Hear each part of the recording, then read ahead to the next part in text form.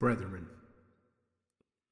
everything I'm going to say today is prefaced with a passage in Colossians chapter 2, verse 13 to 15. And you, being dead in your sins and the uncircumcision of your flesh, has he quickened together with him, forgiving you all trespasses, blotting out the handwriting of ordinances that was against us, which was contrary to us, and took it out of the way, nailing it to his cross. And having spoiled principalities and powers, he made a show of them, openly triumphing over them in it.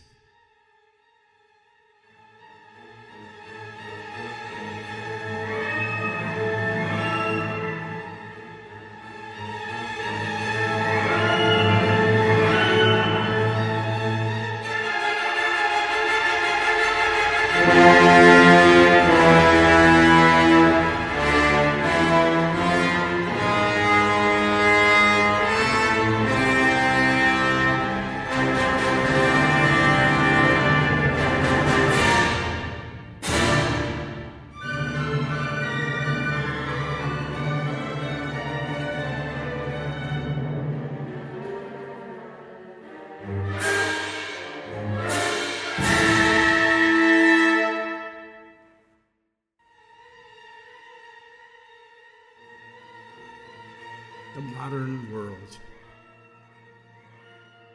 with its arrogance, with its material riches and technological advancements, is still a blind world.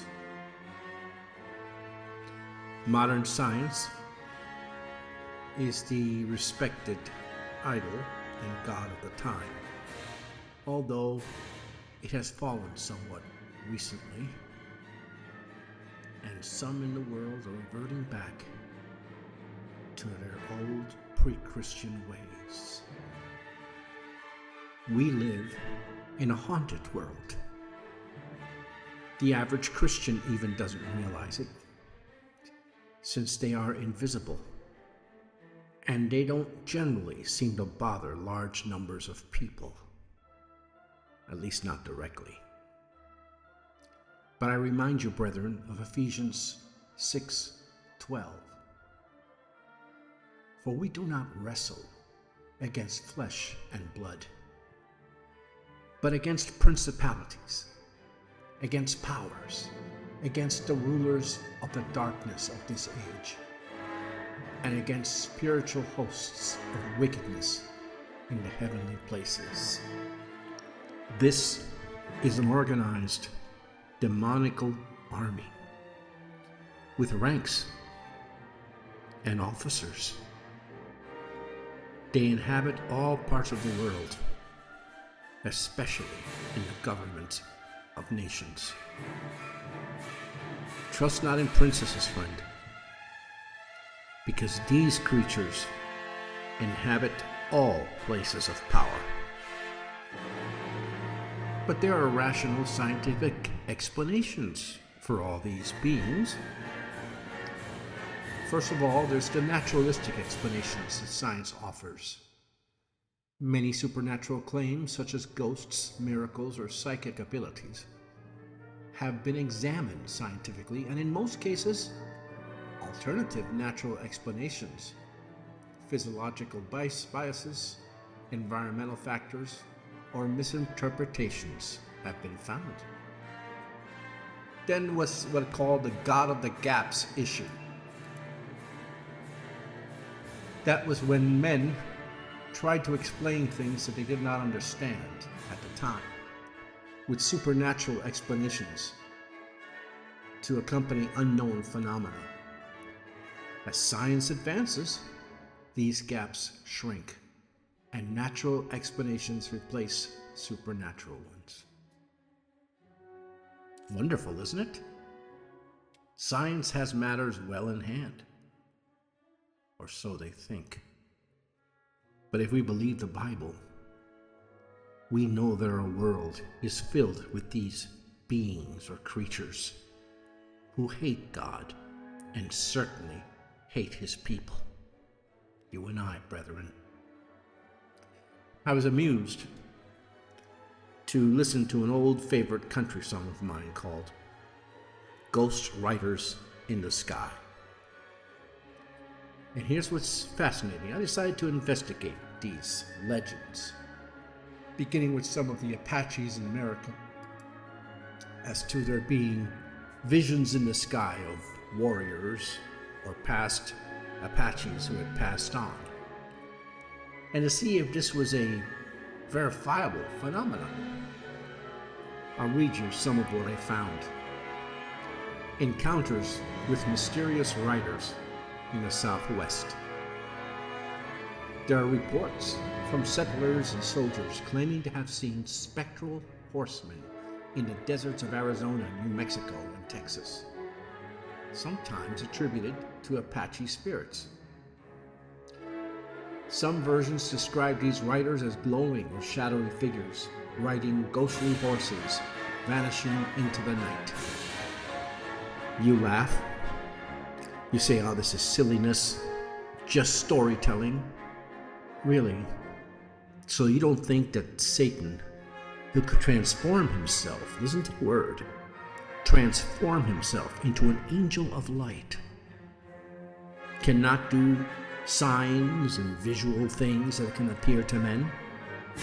They cannot become material or produce material things that you can touch and feel when they wish to deceive people? But I'll read you one more account.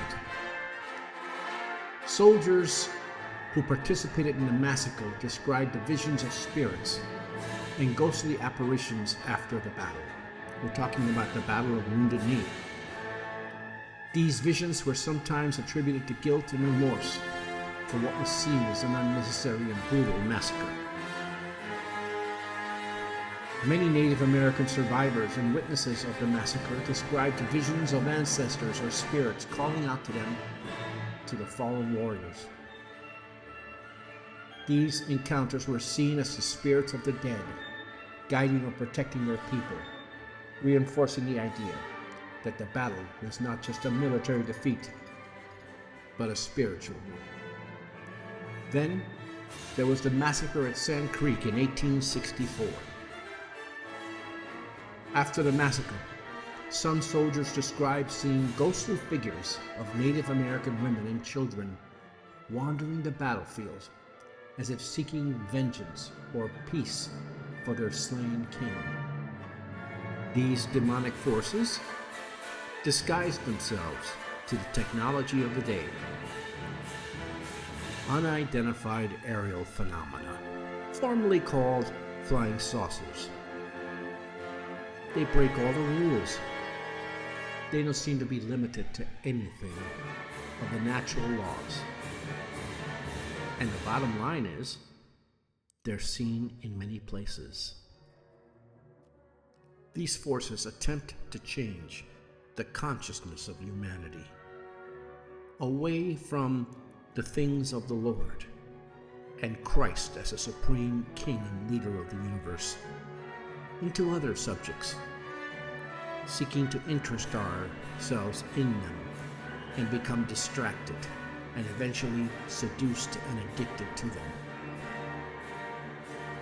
But brethren, despite this cosmic battle that is going on all around us and which we are a part of, victory is assured. Assured. Christ will triumph over these beings. He already tricked them at the cross. They didn't know that by killing Christ on the cross, they were guaranteeing the salvation of his people. They had no idea of the mystery of Christ's arrival on the earth. From reading the Gospels, all that can be known is that these demonic entities knew that there was a final judgment coming. So in the Gospels, when Christ exorcised an individual, the demon said, "You are the Son of the Most High.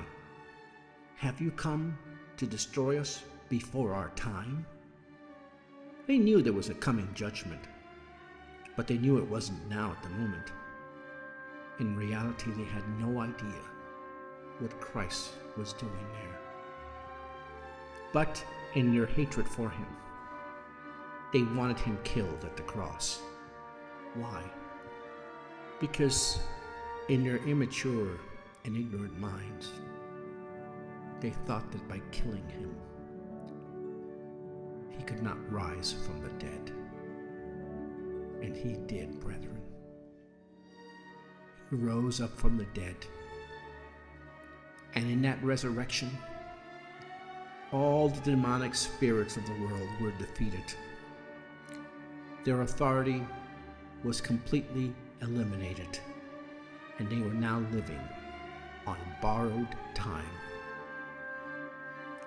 Nothing could stop the coming judgment, and nothing could stop the coming salvation of Jesus' people, his sheep.